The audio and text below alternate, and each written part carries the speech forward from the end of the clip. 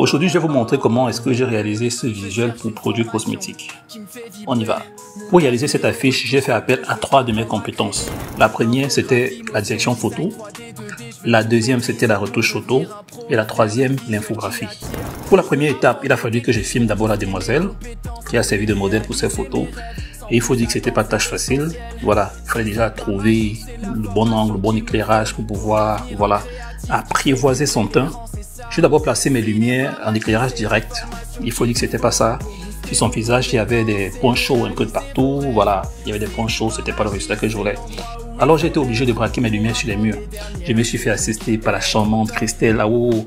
Quand vous voulez monter un studio photo, arrangez-vous à avoir les murs blancs. Ça peut être très utile. Si vous avez des murs sombres, noirs, marron, je sais pas quoi, pour ce genre d'exercice, vous risquez d'être coincé. Donc avoir des murs blancs, ça aide vraiment.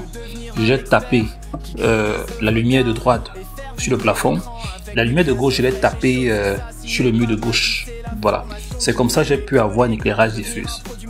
C'était pas trop éclairé, mais c'était déjà ça. Une fois la photo faite, il fallait passer à la deuxième étape qui était à savoir la retouche photo. Comme je disais tantôt, la demoiselle n'avait pas un teint uniforme. Et avec beaucoup de bobos sur le visage. Et croyez-moi, c'est le cauchemar de tout technicien photo. C'est le cauchemar. Nous, quand on retouche les photos, on aime avoir les peaux les plus lisses possibles.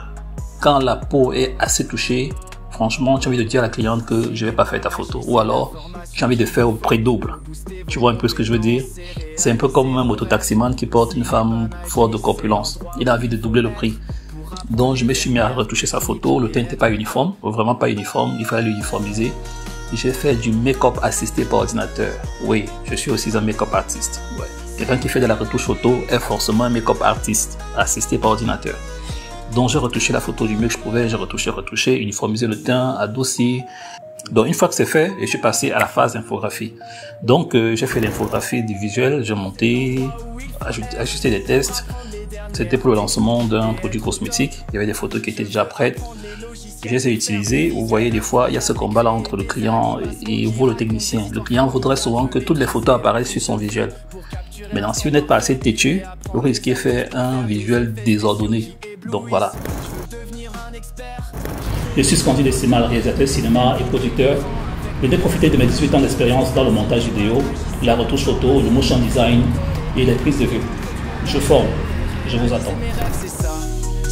Pas magie, c'est la formation qu'il vous faut pour booster vos compétences et réaliser vos rêves. Si n'est pas magie, c'est l'endroit où il faut être pour apprendre les dernières techniques et être au top.